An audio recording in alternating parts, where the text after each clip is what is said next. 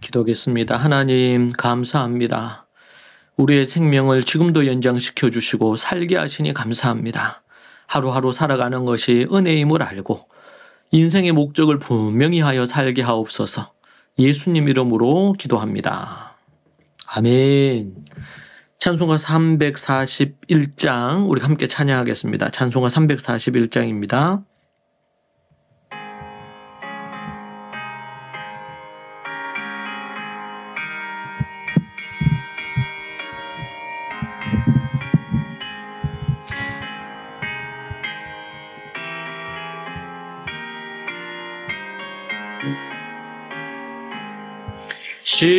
십자가를 내가 지고 주를 따라 갑니다. 이제부터 예수로만 나의 보배 삼겠네. 세상에서 부귀 영화 모두 잃어버려도 주의 평안 내가 받고 영생 복을 받겠네. 주도 곤욕 당했으니 나도 곤욕 당하리. 세상 사람 간사하나 예수 진실합니다. 예수 나를 사랑하사 빛난 얼굴 보이면 원수들이 미워해도 염려할 것 없겠네.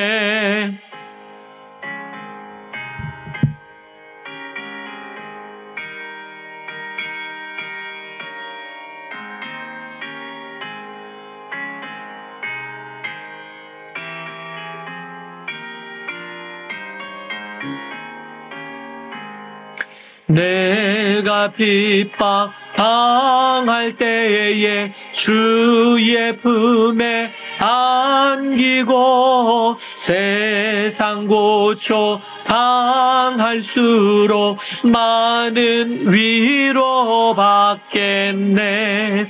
주가 주신 기쁨 외에 기뻐할 건 무엇냐. 주가 나를 사랑하니 기뻐할 것뿐일세. 아멘. 아멘. 하나님의 말씀 보겠습니다. 오늘 볼 말씀은 에베소서 6장 1절에서 4절입니다. 에베소서 6장 1절에서 4절 말씀 함께 보겠습니다.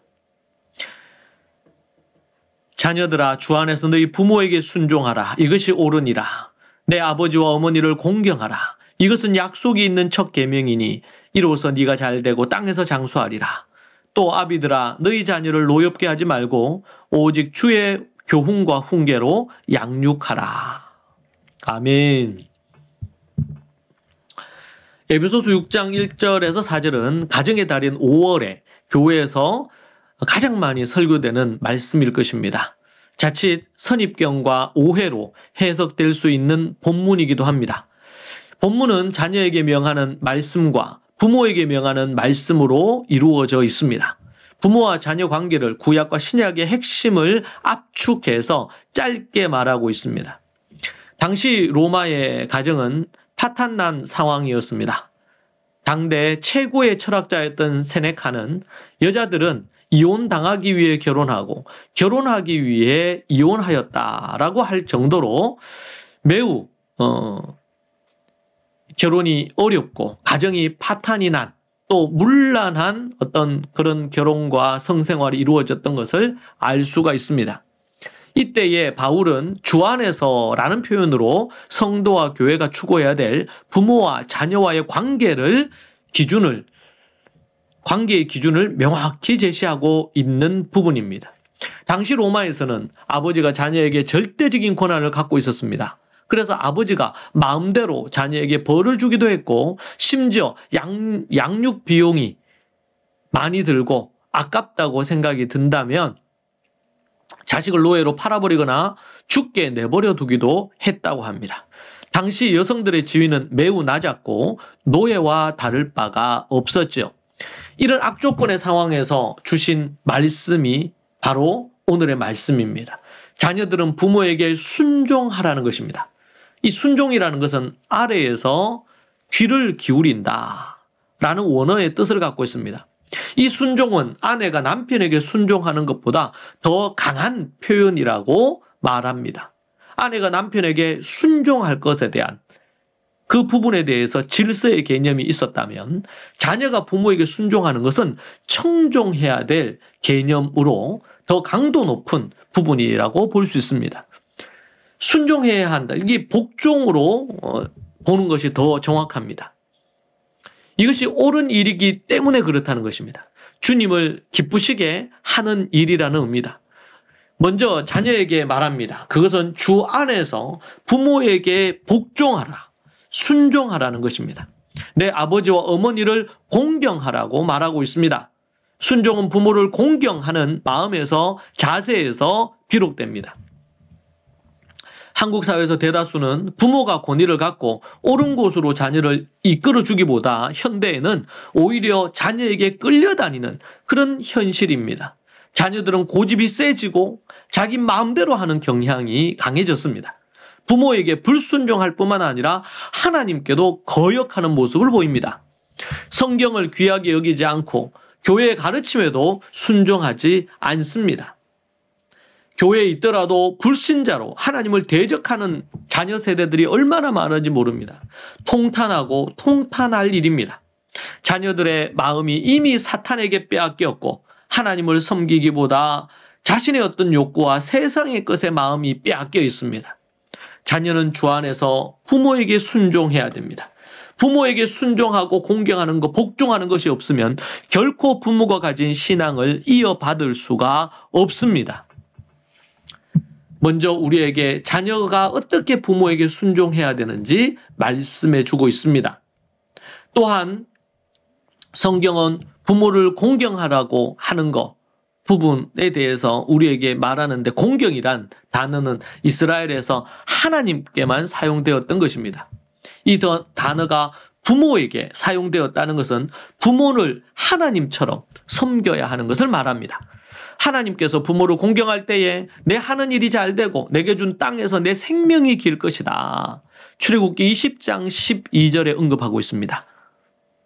공경하라는 이 단어를 통해서 부모에게 하는 모습을 보면 하나님께 하는 모습이 드러난다는 의미를 우리에게 말해주고 있는 것이죠. 신앙이 좋다고 하면서 부모를 공경하지 않고 부모에게 순종하지 않는다면 그 신앙은 거짓입니다. 예수님께서는 모세가 부모를 공경하지 않고 모욕하는 이들이 있다면 그들을 죽이라고 말하고 있습니다. 정말 무서운 말씀이죠. 예수님도 말씀하십니다. 너희는 고르반을 이용해서 부모를 공경하지 않는다고 또 책망하셨습니다. 사도 바울 또한 에베소서에서 부모 공경과 그 유익에 대해서 강조하고 있습니다. 과부인 어머니가 있다면 자녀나 손자들이 효를 행해야 한다고 명령합니다. 자기 친족, 특히 가족을 돌보지 아니한 자는 믿음을 배반한 자요, 불신자보다 더 악한 자라고 그렇게 말하고 있습니다. 믿지 않는 이들도 양심을 따라 부모를 공경하기 때문이죠. 이처럼 성경은 효를 강조하고 있습니다. 한국은 예로부터 동방예의지국이라고 불릴 정도로 효와 예절을 중시한 나라였습니다. 부모에게 효를 행하고 웃 어른들을 공경하는 아름다운 전통이었습니다. 타락한 대한민국은 이러한 선조의 소중한 가치를 잃어버렸습니다. 참으로 안타까운 일이지요. 효가 퇴색될 때에 가정은 무너지고 사회는 각박해집니다. 주의 계명을 지켜 행하면 하는 일이 잘 되고 건강하게 장수하지만 불순종하면 하나님의 재앙이 임하게 됩니다. 그렇다면 부모는 자녀를 어떻게 대해야 될까요? 첫 번째, 자녀를 노엽게 하지 말아야 합니다. 노엽게 하지 않는다는 것은 자녀를 감정적으로 함부로 대하지 않는다는 것을 의미하는데, 화를 참지 못하고 쏟아내면 분노로 대하는 것을 말합니다. 감정적으로 자녀에게 함부로 분노로 대하지 말아라, 이런 의미입니다. 이 말은 아이가 화내지 않게 맞춰주라, 이런 의미가 절대로 아닙니다. 자칫 오해할 수 있습니다. 우리가 올바른 길로 이끌어 주려면 자녀의 마음이 상할 수 있고 화가 날 수 있습니다. 그 말을 지금 하는 게 아니죠. 함부로 아이들에게 감정적으로 아이들을 대하고 훈계하고 또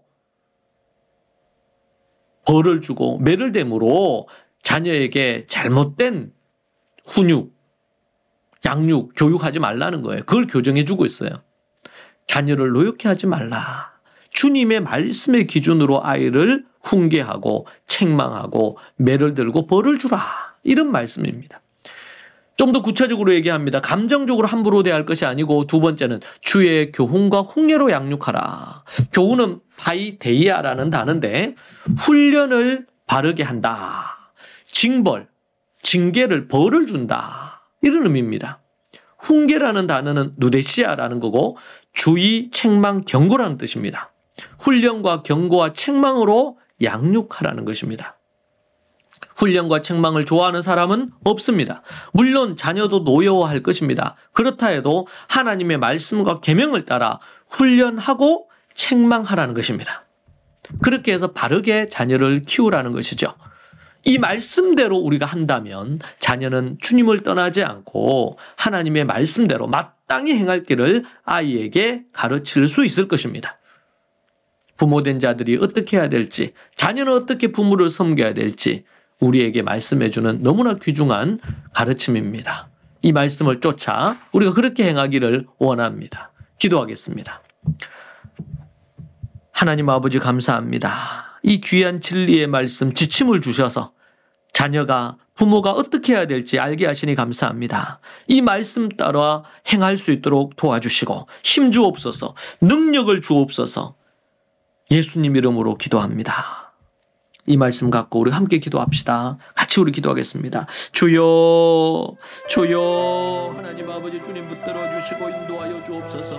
우리 모든 믿음의 식구들이 이 말씀을 따라 자녀된 자는 자녀로서, 부모된 자는 부모로서 섬길 수 있도록 도와주시고 인도하여 주시옵소서.